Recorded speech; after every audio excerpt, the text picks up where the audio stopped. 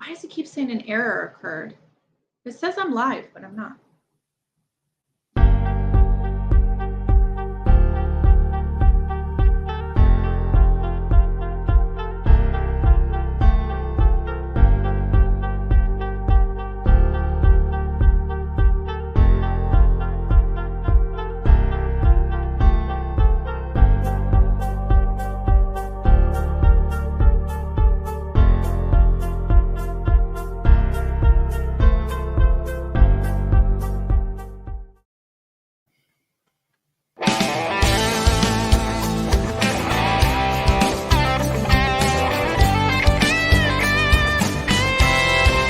I'm Sugar Rose, and you're listening to Battle Scars. You know, we all have battle scars. Whether you are battling with PTSD or depression, whether you're going through a loss of a relationship, or maybe you're starting over. Maybe you lost someone or something you loved. You could be a soldier coming home from deployment and not sure where to begin, learning who you are all over again. Suffering and don't know how to cope, treated in ways you don't deserve? Do you have an addiction you're struggling with but you're ready for change? Whatever it may be, you're not alone. That's what Battle Scars is all about. A radio show, a movement, making a difference in the life of others. Too many of you are suffering silently. I can feel your pain. Not to be negative, but over 22 veterans a day take their life.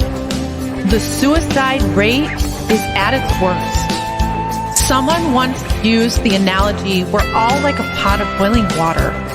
If you fill the pot up all the way, eventually the water is going to flow over and it's going to go everywhere. It's going to burn those around it if too close, and those burns leave scars. And not only is it going to burn them, it's gonna burn you, the ones holding the hurt inside. PTSD is a disease that not only affects our veterans, but anyone and everyone dealing with some type of trauma in their life. They wear a mask, trying to disguise their pain, but there's no mask you can truly hide behind. I found through research and my own personal experience, people want help.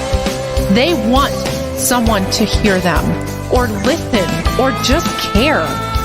This is the least talked about subject in social media because no one wants anyone to know they are really not okay. More of the majority of people are actually not okay mentally versus the ones that are. Someone needs to stand up and say, I care. Someone needs to be a voice and bring this reality to light. I feel led to listen, to help, to guide, and to inspire others, whether through words of encouragement, life stories, or even testimonies of others. Let us help you through to a more positive place.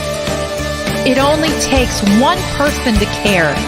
Let us help fade your own personal battle scars before it's too late for you.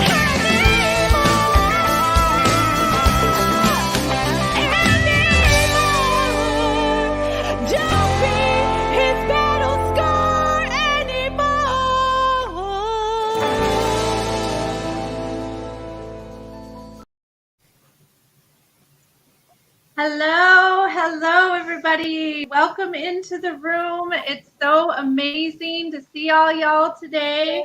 Happy Monday. I hope you guys are all having a wonderful day. So I'm doing this a little different today. I'm actually streaming on TikTok, and I'm streaming live through the People's Patriot Project, WeP3 Radio, and of course, Facebook handles as well. So I hope y'all are having an amazing day. I hope that whatever has been going on in your life, just know that tomorrow's a new day and it is going to keep getting better. And I have a very, very, very incredibly special guest on today that I am so excited to have be able to brought on the show. And I wanted to go ahead and introduce them to you today. Dan Hudson, thank you so much for being here. It is an absolute blessing and just humbling experience to have you on the show today. It is so good to be here. The one and only Sugar Rose. Hey, we are buddies, we are homies, and this is terrific. This is a long time coming. Yes, yes, it's very exciting, and it's crazy how we met too. You know, when For you think sure. about it, everything happens for a reason. There's always a bigger plan and a bigger purpose, and we met through a mutual contact, which was just absolutely incredible, and it's just turned into such a beautiful friendship and a networking relationship, and it's just been absolutely amazing. So You know, I am you humbled to call you my friend. we're both. I tell you what, you said it best when you say one family, one mission, one fight. Because I tell you what, we have that common goal, and the People's Patriot Project, your program, everything you're doing, it's just a wonderful team.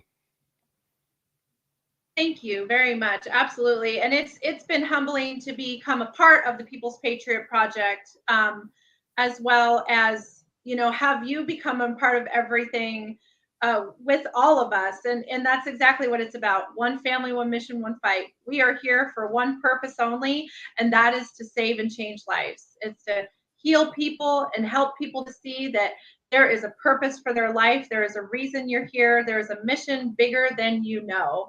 And just talking to you quite a bit and hearing your story and where you've come from and where you're going and where you're still at is just incredible, and the things that you do for others, and it's just absolutely amazing. And I would love to just talk to you a little bit about that tonight.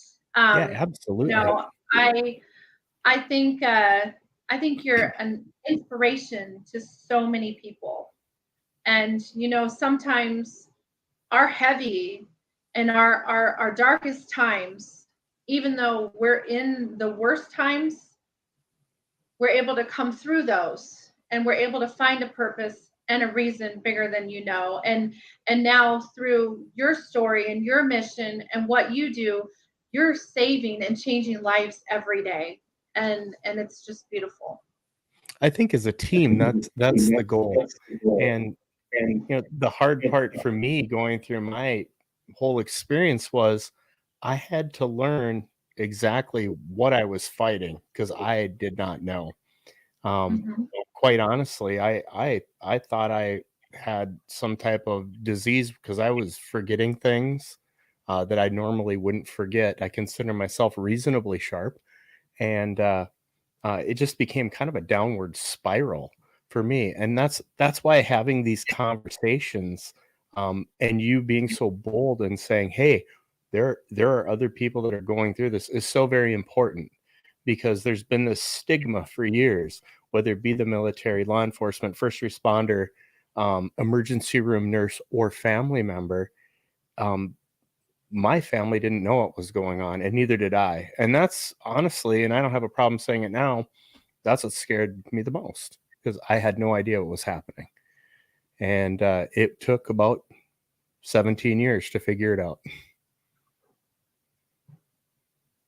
And sometimes I feel like we have to go through so many trials and tribulations, right? To be able to honestly almost open our eyes and see why we're here, what our purpose is, what our mission is. Um, Tell us a little bit about you and about your story, kind of where you've come from. So I come from this really large town that has grown, of 103 people in the middle of North Dakota. I grew up on a small little grain farm, about as innocent and naive as it could be. And I went to college for 2 years and pretty much ran out of money. So I joined the military. And after completing basic, I came back, and my first deployment was the 96 Olympics. And if you remember that, I'm dating myself now, but if you remember that, as I was walking with our videographer, I felt the ground just shake. And that's when the bomb in Centennial Park went off. So that was really my first exposure to a mass type trauma and the chaos that can ensue, because we still couldn't figure out what was going on. And here I am, this young guy, not realizing it, and then really trying to call home where the phone lines are packed and you had to find a pay phone because there were no real cell phones going on at the time. It was quite eye opening for me. But that was kind of the beginning of it, and for lack of a better term, it was kind of a rush. And that's probably the wrong way to look at it. But now that I look back, this horrible thing left me craving for intense situations in life, maybe even risk taking behavior, which I identified later. So I went in to get finished college and went on to get hired at a police department. And in 1999, my partner and I were working a night shift, and there's not much going on in Fargo, North Dakota in the middle of the night, especially when it's about 10 degrees outside. So what we do is we had identified most of the transients in the downtown area, and we wanted to check on them because, it can be a life or death situation just because of the inclement weather. And we watched one individual actually walk to the train tracks, and he stopped, and a train was coming westbound. And I will never forget this part of this evening, because as the train got closer, I put two and two together what he was trying to do. He turned and faced the train, and he stood in a crucifix position. And at that point, I just took off running towards him. And the last thing I saw was that train when I jumped, and I tackled him as hard as I could. I didn't know if I was going to make it, and I did. And when we hit the sharp rocks on the side of a train track, the fight was on. He was intent on ending his life, and unfortunately mine was going to go with it at that point. So as he stumbled to try and get back towards the train, I was holding him down. And as a train passes you and you're close, there's this phenomenon with the air. It will actually suck you in towards the train. It's terrifying. And at that point, I still to this day don't remember a whole lot other than someone grabbing me and pulling me to my feet and kept shaking me, asking me if I was okay. And it was a firefighter that I knew. I'm like, why wouldn't I be okay? And things were not processing. All I saw were lights. It looked like Christmas. It was lights all over the place. And as the train was slowly rolling by, other individuals took the subject to the hospital for an evaluation. I got to thinking, where's my partner? And as the train finally rolled by, I saw him standing there, and I had this overwhelming feeling of guilt of what I just put that person through, having to watch that. I didn't know if he made it. And about 5 days later, he wrote a letter of the incident, and there was an award that was to be given for life saving. But what got me, and there'll be some language here, but I listened to the dispatch and I couldn't finish it. I heard him like I'd never heard him before. I was considering very bold, and his voice was cracking. I was like, I don't know if he made it. And my guilt drove that for years. And again, at the time, the command staff, they didn't really understand this. You were weak to say, you know what, I need some time here. I need some time. And they put me back in a car by myself. I finished out my shift. And it wasn't until many, many years later, I started identifying weird things that I did after that. Like, I went home in my uniform. I never did that. I always changed. I never did any of that. And I sat down in my chair. I lived by myself at the time. And there was a light blinking on the answering machine. And this became, it's an answering machine, people. If you don't know, there's a little blinking light. You got to hit play, a little tape recorder. One person called and said, hey, I just want to make sure you're okay. And it was a paramedic friend of mine. And she's still a friend of mine. We still talk. And I'm like, why wouldn't I be okay? Why wouldn't I be? And those words is another thing I will not forget. Someone took the time to check on me. And I went back to work. and there was no chat of it. I was told how dumb I was and don't be stupid, don't be Superman, stop doing stupid things. And I got like, well, I can't stand and watch somebody do this, because then I'm living with that thinking I can do something. But as the years went on, there were several other incidents. A friend of mine and I, we did a lot of things together outside of work. We stopped an active shooter outside the courthouse. And that night, my partner Greg saved my life because I did not see the guy's SKS rifle pointed right at me. He came at him from a blind side and was able to grab it, and we were able to take him into custody. But I tell you, 9/11 happened and people get separated. I mean, I'm still with the police department, but I was in the Guard. Now I'm activated. And these memories just keep compounding. And I just kept taking more risks, jumping in front of people that are in a standoff to tackle the person, just dumb, dumb, dumb things, taking risks, driving as fast as I can to any call in the city. I craved the adrenaline. I was addicted to it.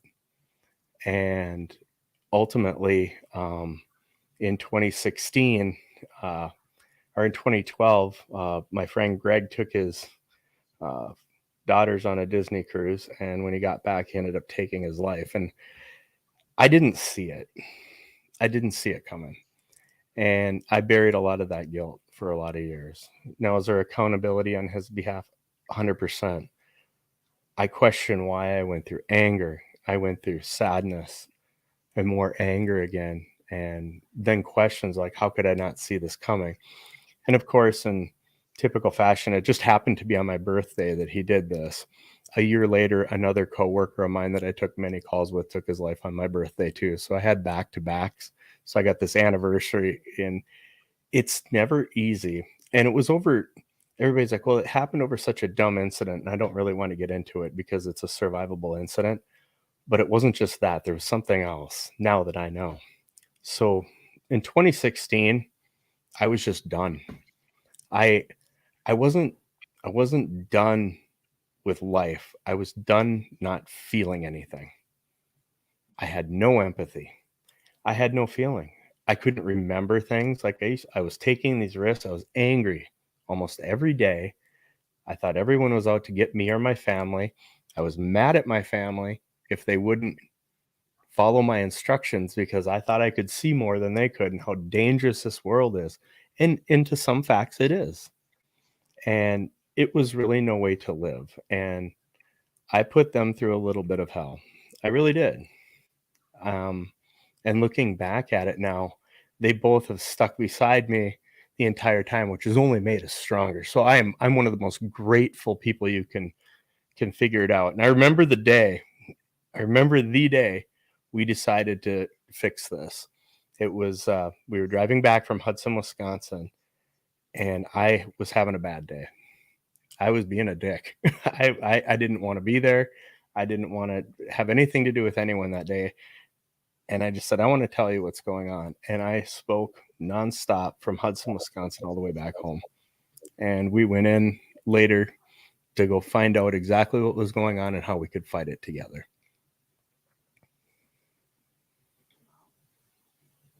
Wow. And,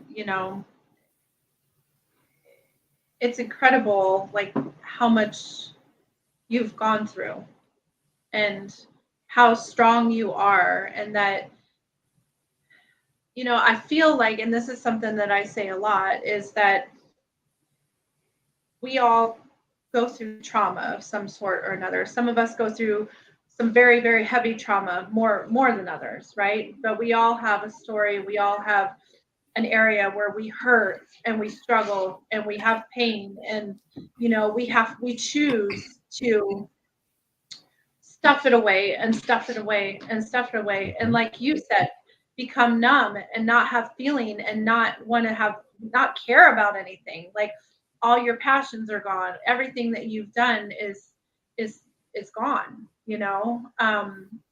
and that's not a way to live a life. It's an empty. You're like a robot. Every day you're doing the same thing in and out.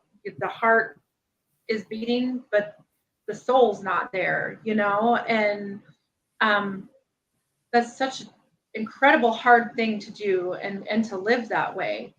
And to be able to come out and say, I'm not okay. I'm struggling. I've gone through hell. I haven't slept. I'm not eating. I have no passions. I've lost everything that I've loved in life to do. Even the people around me that may necessarily care for me and love me, it doesn't mean anything because I don't love myself anymore. I don't love who I am. I don't love the inside of me. And so it's, I feel like it's one of those things that for you to be able to come out and make that conscious decision, hey, this is not me. This is not how I want to live the rest of my life. I do not want to be one of the 22. I do not want to be one of my brothers or my sisters that have taken their life. For you to make that conscious, true heart and soul decision to say, I need to find something here. I need to find a way to get out of this. What were some of the things that you did to start to get out of that, besides talking, besides opening up? Because that's the first step, right? The first step It is is. coming out and saying, I'm not okay. Right. The eye-opening thing for me was a diagnosis of PTSD. I didn't even know what that was. I had no idea what that was. It was like sleep apnea to me. I have no idea what that was at the time. These are words, acronyms, medical terms that I didn't care about. And when it's associated with you, you do start to care about it and you do start to research it. Excuse me. And when you see the symptoms and you can associate every symptom with that with something applicable in your life right now, it is eye-opening. So I got my help at the regional office at the Fargo VA, and I went through a program that was horribly difficult but incredibly effective, and it was a talk therapy, and it's reliving some of your most traumatic events. And I talked to you about a couple of them. There are more, but some involve children that I just don't feel like it's fair for them to relive it, or or it's not buried. It's talkable, but probably not in a format like this because it's children. I mean, they deserve a level of protection. And starting to work through those things. And the way I did it, there's that Jamie Johnson song. I always associate it with it In Color, where he's sitting on a stool and all these photographs are flying around him. That's kind of the way my brain was working, where I would get flashes, whether I was sleeping or not, at your most vulnerable time when you're sleeping, or if I'm working on something, I'd start thinking of these things. What this did is it allowed me to grab each one of those photographs and put them in my mind's filing cabinet so I could control when they came out, or I could basically organize them because they were so unorganized. I mean, multitudes of things that would cause anxiety, silly things now to this day that, it's never cured, but you can learn what's triggering you. You can learn appropriate responses, and that's really important. And I still don't like car washes. I don't like bridges, snakes. I mean, we can go on, but will I cross a bridge? Yes, I will. Does it cause me a little bit of stress? Yes, it does. For many reasons. And, so starting to take some of these memories and take some of these responses that I had for 17 plus years and slowly change them was hard, but it was the key, because you start to see the world in a different light again. Do I trust everyone? No, I don't think it's wise to do that. But do I think everyone's out to get me? No, I do not. I still think there's more good people in this world than bad. And that was actually one of the hardest things I had to get over, because I thought everybody had an agenda, and some people do. And right when you think, hey, you know what, I'm going to give this a shot, somebody will do something, and it just sets you back a little bit. But it helped overcome that. And I adopted one of my passions that I gave up, and that was music. And here we are, you and me, talking about music. And music has always been in my life, and it's been a healing thing for me, writing music, playing music, helping others with their careers. It's a passion, and it makes me happy. And I'm allowing myself to do things that are passionate. And I didn't do this on my own. My family did this. It wasn't just me. It was a group effort, and I'm lucky to have the family I do, because without them, I don't know if I would have went, because I would have just been content being a grumpy old man, I guess, is for lack of a better term. And I think too, like having that solid foundation there is so important.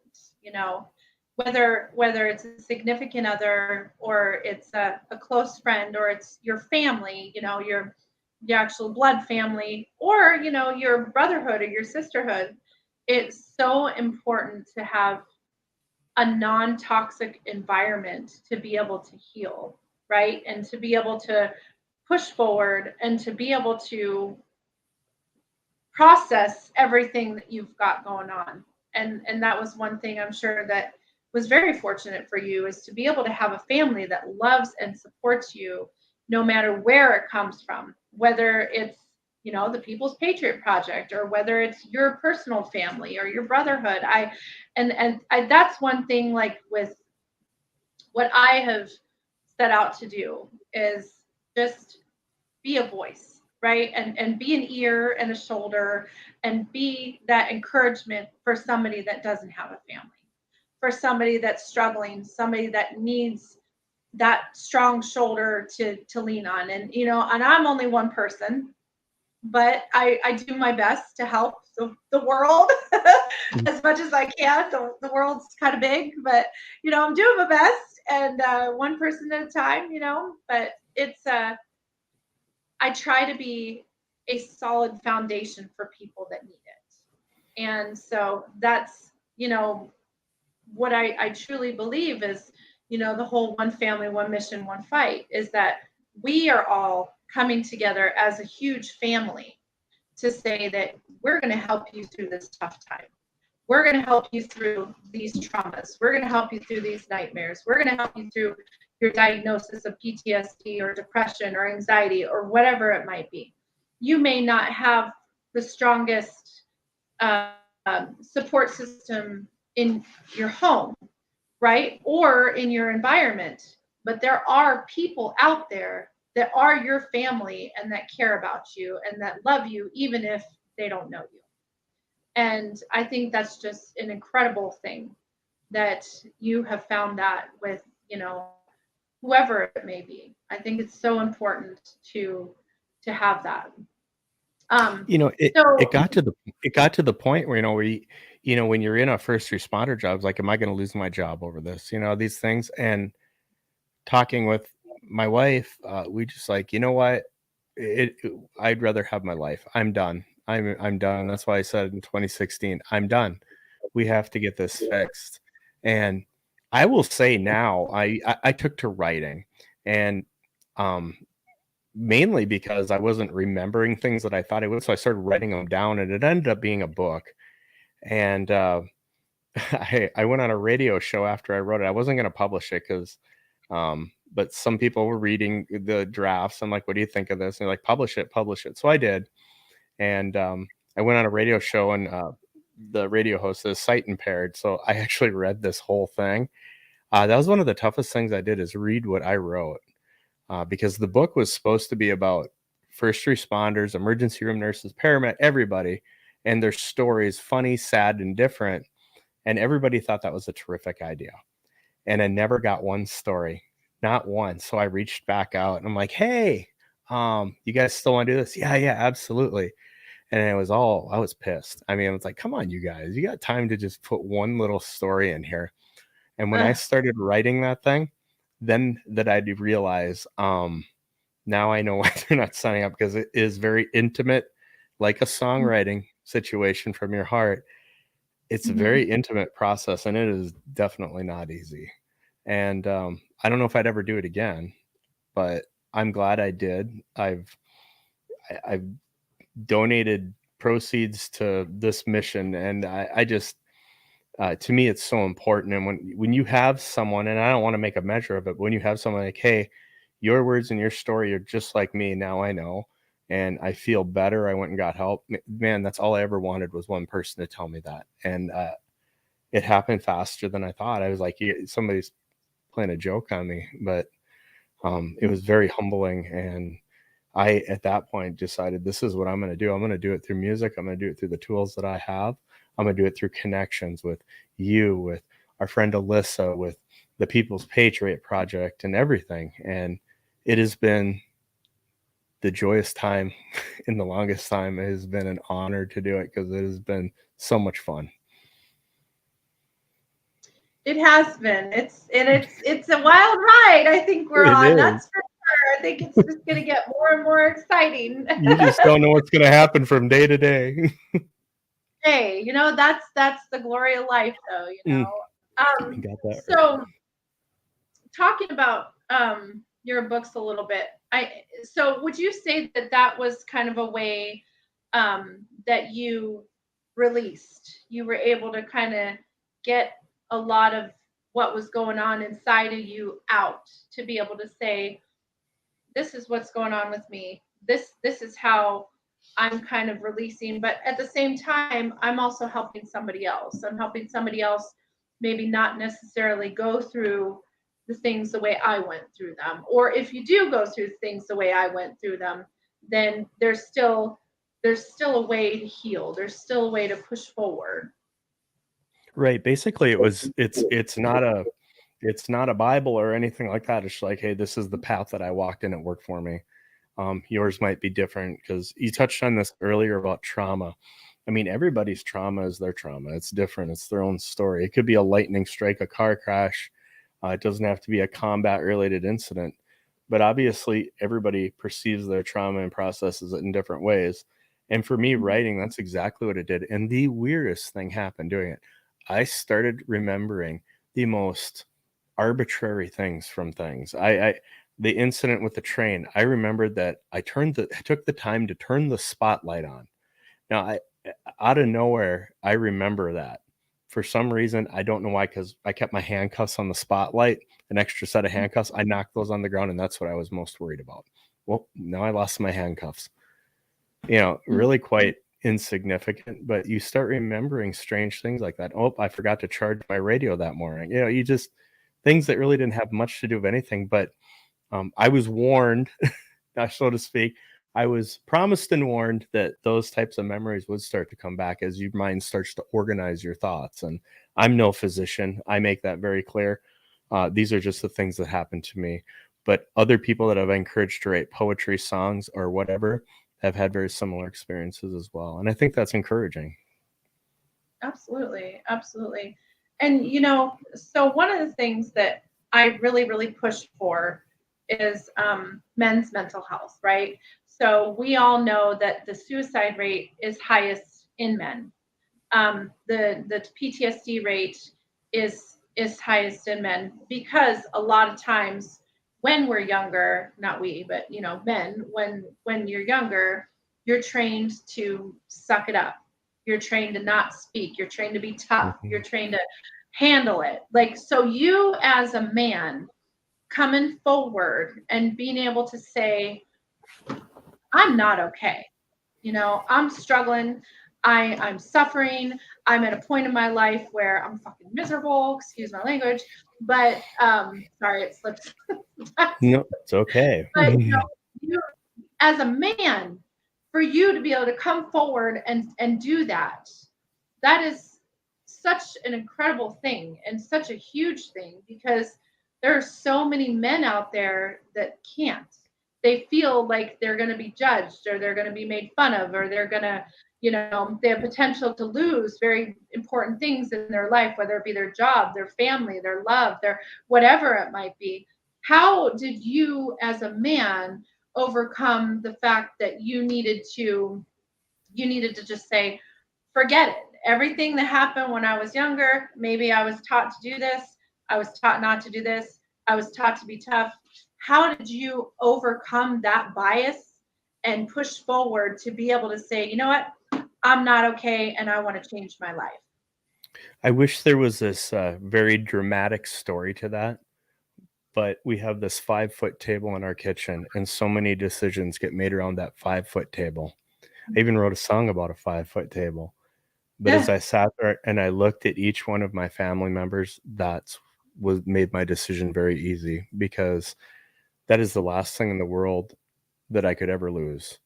And as hard as I tried to protect them with these thoughts of, hey, I can't let my son mow the lawn because what if he falls and his arm goes in the mower? Well, could it happen? Yes. Are the chances very realistic? Well, with my son, maybe, but no, no, the chances aren't that realistic, right? Or, hey, we're going to the mall. I would have a complete operational plan drawing out with all the exits and everything of the mall. I'd be armed. I mean, we were, and you listen to me because if I see something, we got to go. That's no way to treat your family. And the humbling part about it was, as hard as I was trying to protect them, I was pushing them away. I really was. And for that, to me, was very confusing. It's like, I'm trying to protect you here. But now I look at it in hindsight, because I'm fortunate enough to do that. I'm like, that must have been a miserable way to live, because I was taking the fun out of life for everyone, because I was so on edge.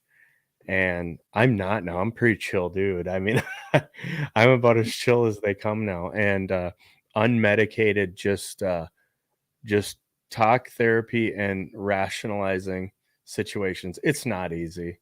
If someone tells you it's simple, they're lying to you. It's not. So you do have to make a conscious decision. And if you don't have the family support that I was fortunate enough to have, there are the Sugar Roses out there. There are the People's Patriot Project. You are our family. And that is our mission. You do have a family out there. You just maybe haven't met us yet. And that's where I've made it my mission, is to help folks. And again, my story isn't the end all. It's just my story. But this is what worked for me. And I'm still here, and I'm not going anywhere, because for the first time in a long time, I am a very happy man. I'm very happy. I'm very grateful. I love life. I don't love every day, and you're not going to, but it's not an overnight fix. And it gets better every day.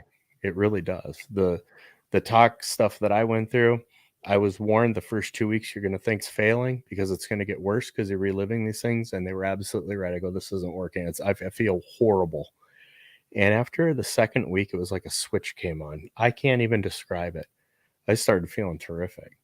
It was like, not necessarily letting stuff go, but taking control of it, identifying what your demon is and kicking its ass and saying, you work for me. No longer do you control me. That's And right. that's what it's all about.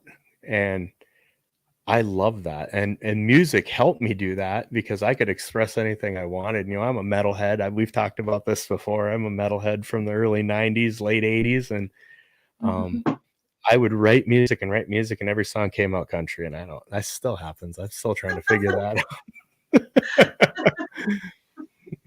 I feel bad and good at the same time. Hey, it's what's in your heart and soul, you know?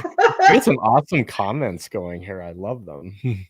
That's awesome. I can't see the comments on my end because I have the screen blown up because I'm streaming I on gotcha. TikTok also. But no, that's incredible. And just gosh, your story it's inspiring. You know, and that's one thing that on TikTok is my big platform for motivational speaking. That's where I do a lot of the videos, a lot of the reach out, reach out, reach out.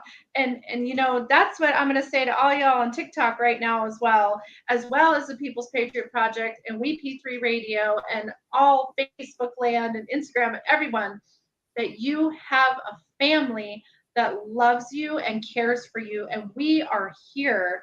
You may not have met us yet, or you may have somebody that's struggling and that needs to meet us, but we're here and we care and we love you and we want to help you get to a better you. But one of the biggest things is that you have to step up and you have to say, I am ready for change. I am ready to move forward with my life. I am ready to start to heal. I am ready to open up. And it's not, like Deanne says, it's not going to happen overnight. It takes time. Healing takes time. Rome was not built in a day, you know, but the more that you start to open up and the more you start to see, okay, I've got to find another way to work this out. I've got to find another way to push forward in my life. And you know what? You can't do it alone. We are not built to be by ourselves. We are not built to be on this earth alone. And I truly feel that. I feel like we were built here to love. We were put on this earth to love. We, from the moment we were born, we were loved in some form or fashion or another, you know? And that's what we crave. We crave love. We crave being cared for. And that's what we are. We're a family that we love and care for you. And no matter what you're going through, you can get out of it and you can push forward. And I get lots and lots of messages and comments on here that say, I'm a failure. I can't do it anymore. I'm done. I'm broken. I'm lost. My life is over. I'm finished, you know? And it's, I've started doing a 10-step how-to on TikTok. I'm in step 2 right now, where we're talking about how to rewire your soul, how to change your story. And it's just, it's so true. You know, what do? You stop. For you, it was your family. Your family was the one that opened your eyes finally and said, I got to figure this out, or I'm going to lose not only myself, but I'm going to lose everything I love. And that was enough for you to push forward. And we have people that struggle and suffer every day that may not necessarily have that positive family unit, but they have people like us and you and me and everybody that cares enough to say that we want to stand by you and we want to help you find a purpose, find a mission, find a beauty in this life, a beauty in your pain, even if it's helping somebody else. Maybe you have to go through everything you've went through so you can be strong enough for somebody else, and that Yeah. that person may need you. And I will tell you that initial step is an uncomfortable step, but it's worth every bit of uncomfortableness you may feel. It's Yeah. worth it. It is worth it because that is the first step in the right direction. And you know what? After that first step, there's going to be a whole bunch of hands and arms reaching out to help you. And I had that. And again, my family was a huge motivation. I mean, they're my life. They always will be. And when I allowed myself to be happy, was like the sun came up and it stayed up. And I feel bad because you see these guitars behind me. That's just one wall. They're lined in here, and I feel bad because Angie, my wife, supports my music and supports doing these things and building guitars, and I've got more stuff than I probably would ever need. But she never questions it, and she's like, "Do it. It makes you happy. Don't give up your happiness." And I actually like Christmas again. I feel like it's Christmas again on Christmas. And there's one of my homies there making a comment. I love it. Tiffany, I will tell you, to be able to have a holiday with your family around and actually have that warm feeling. I hadn't had that in nearly 2 decades, and I forgot it was even a possibility. And what a simple gift, right? And I tell you, there's so many great things to come. And with Mark, Andrea, the People's Patriot Project, you, Alyssa, all of our artists, all of our friends, there's just so many amazing things going on, and we're getting this message out and helping people. And it's been a long time coming for it to be there. And you know what, everybody, it's here now, and it's only going to get bigger and better. Buckle your Right. seatbelt because we're going on a wild one. We are, you know what? And honestly, if I could go door to door to every single person that's struggling and just give a hug, I would. You know, I want so much for people to heal and to be okay and to know that you have a purpose, you have a mission here bigger than you know. You know, hearing Dan's story and everything that he went through today, and how he came out of it, and how he still has his days, I'm sure, but you know, you found a way to get through it. You found a way to push forward. You found a purpose bigger than everything, and your purpose is it's beautiful.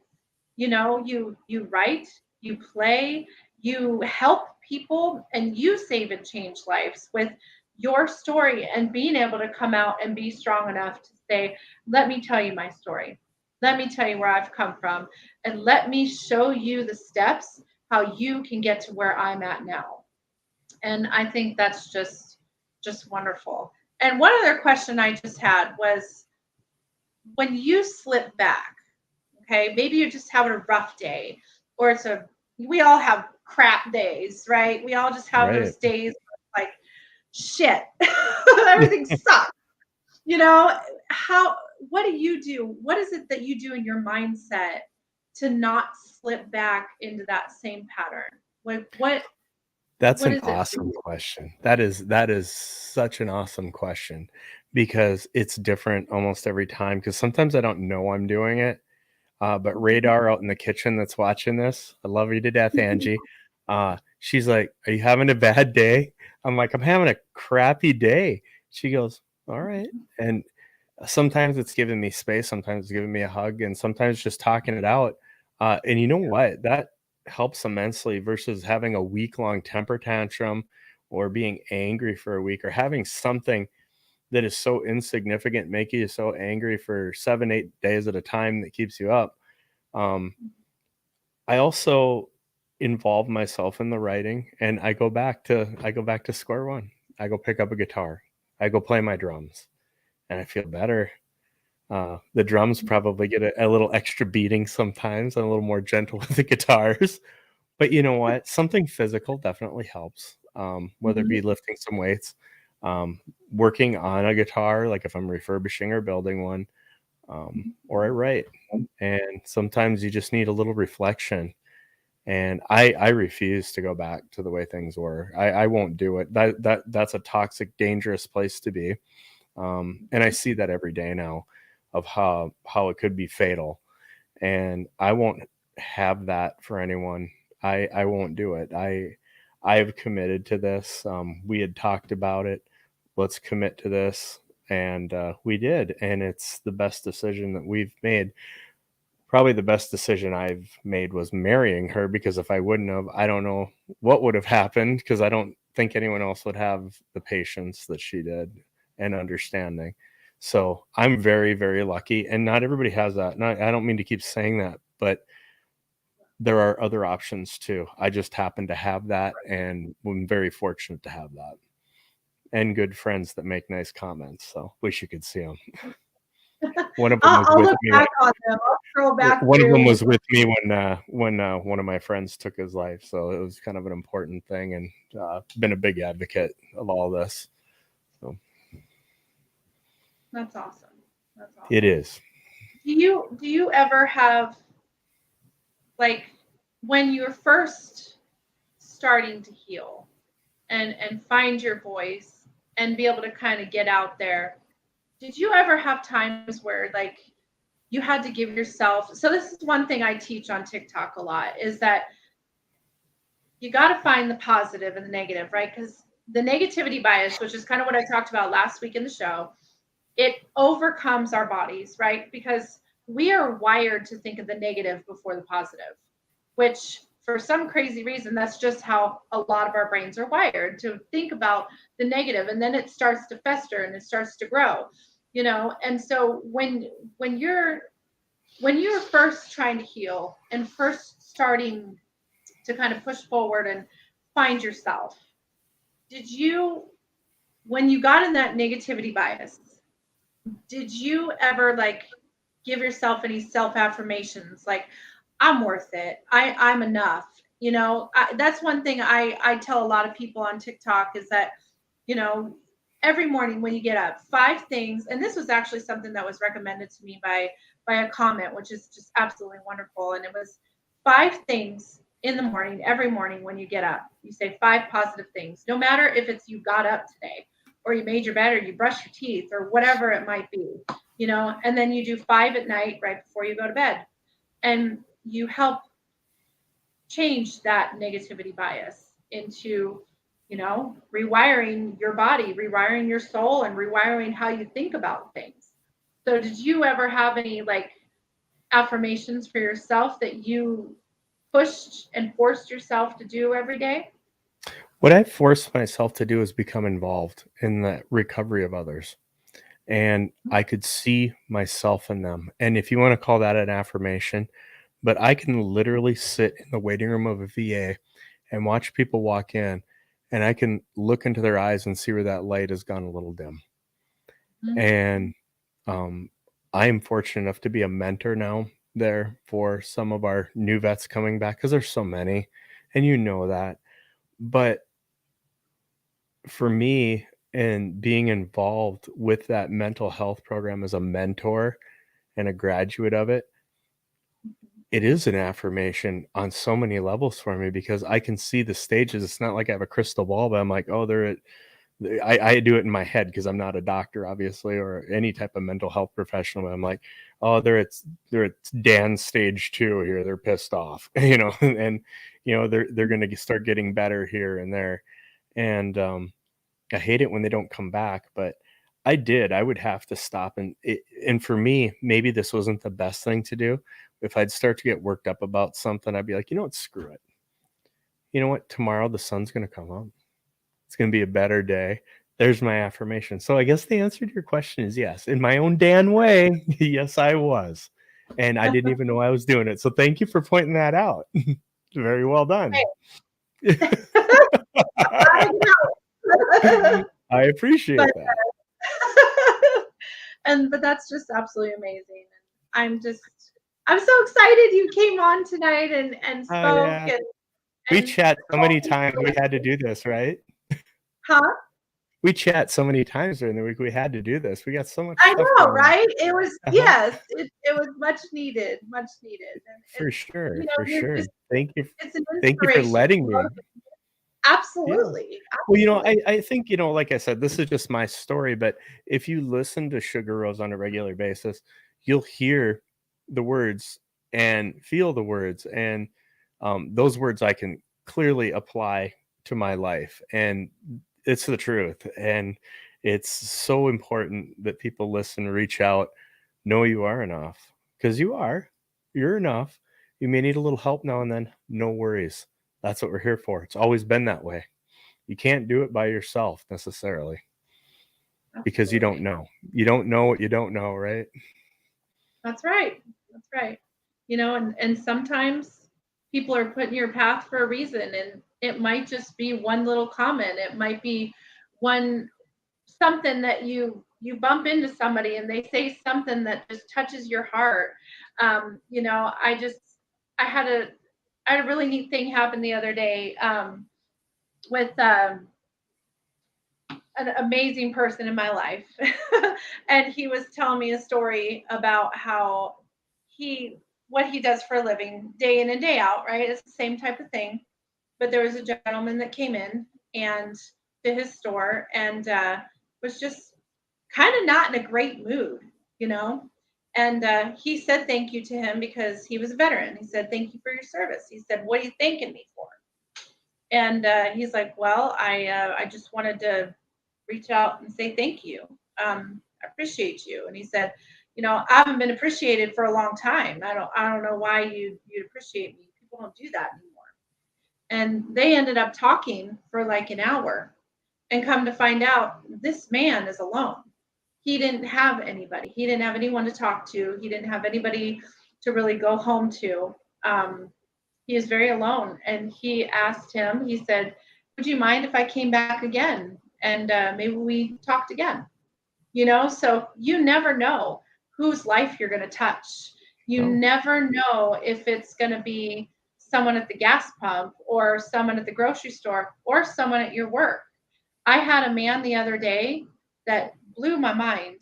Um, he was one of my patients, came in the room. I called him back, and he was crap mood. He was just in a crap mood, and I'm just like, oh crap, I got to deal with this butthole, right? That was the first thought in my mind, and I real quick changed that mindset because even though we have rough days, we're helping people. We're here for a reason. We're here to help somebody. And I turned to him because I had to do certain hand exercises and stuff with my field of work. I turned to him and he stopped. And I put my hands on my lap and I looked at him in the eyes and he said, I'm really struggling. I'm not okay. He's like, I'm having this trouble and that trouble, and I'm hurting and I'm alone and I don't have anyone to talk to. And he straight looked at me and he said, for some reason, I feel like I can talk to you. And I I don't know why God chose to put him in my path. Oops, I didn't mean to do that. Um, but it was one of those things that God put him in my path. And that man needed somebody at that moment to just stop what I'm doing and just listen to him. And I sat there with him for probably 20 minutes. Probably got in trouble because my exams are supposed to be 15 minutes in and out the door, but I didn't care because he needed somebody. And so I sat there and I talked to him. And at the end of the conversation, he had a smile on his face. He didn't have any more stress. And we had talked about how he was, a little bit looking forward to this opportunity of this family, church family that had opened the doors to him. And I said, you should go. Let them pick you up. Let them take you, And that man came in angry. He came in with a chip on his shoulder, but he left with a smile and peace in his eyes. And to me, that's a beautiful thing. And, if I can continue to help as many people as I can through whether it be my story, whether it just be me just saying, hey, I'm here for you. I love you. I care about you. I don't have to know you to care about you. I don't have to know you to make a difference in your life because I'm going to do my best to try to do so, and I'm not doing it alone. I have a family. And I think that's just an incredible, incredible thing. And so you never know whose life you're touching. And you're always somebody's somebody. And sometimes you're way more than just one person's somebody. You're a lot of somebody's somebody, You just don't know. And writing the book, one of the things I wanted people to get out is it doesn't matter what color you are, where you live, how big of a town you come in, how small of a town. Yeah. These types of mental situations don't care. And my brothers and sisters, it can happen to anyone. And that's why I wrote it. And it's still out there. If somebody wants to read it, it's out there. It's called PTS Me. It's on Amazon. There's a copy right there, hanging there ready to fall off the shelf and hit me in the head. But I think I've given more away than anything. And it's the trauma, triumph, and survival of a small town cop. And that's exactly what I was. And 27 years later, I'm nearly at the end of that career and looking forward to helping other people and doing what we do now, because it's making a profound difference, and that warms my heart. It's working. Absolutely. Absolutely. And I just, again, want to thank you so much for coming on the show. And Well, thanks for having me. I'm so humbled to have you here. And you guys, if you're interested in getting Dan Hudson's book, it's called, like you said, PTS Me. And you can find that on you said Amazon? Yep, on Amazon. Okay.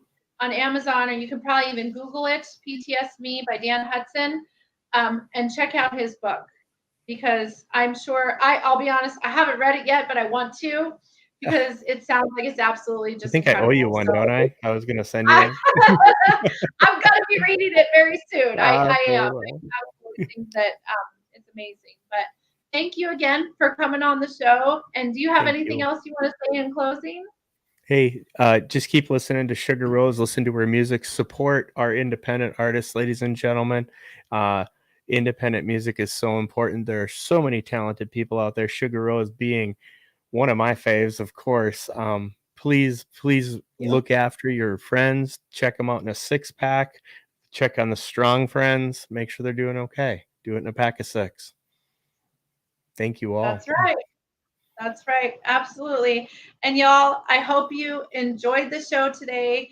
I hope if anything, you took something beautiful from today's show, from today's message, and that is that you are never alone. It is all about one family, one mission, one fight. It takes a family, it takes a village to raise a child. It takes a family to win a war. It takes a brotherhood and a sisterhood to win a battle. You know, we're all in this together, and it's just an absolute beautiful thing. And we are growing, and the People's Patriot Project is absolutely amazing for being able to just allow me to have this handle to be able to speak to you and be able to speak to anybody that needs to hear something positive or uplifting, or know that we're here and that we love you and that you're not alone. So I have one other little announcement. Very excited. I had a chance to meet Hinderless22, Hinderless22 on TikTok, Hinderless22 on all the social media platforms, I believe. And I have the shirt on today, which I'm so excited. He actually came and I got to meet with him personally, and I got a Hinderless22 shirt. And I am honored to say that he is going to be on next week with us, talking about his story and his mission and exactly what they are doing. And we are very humbled to say that they are an incredible, incredible group of people, and excited for the future. So I will bid y'all a fond farewell. Happy Monday. And remember, the sun always shines after the storm. Tomorrow is a new day, and it is going to get better. And it's all about one family, one mission, one fight. Y'all have a great night. Bye.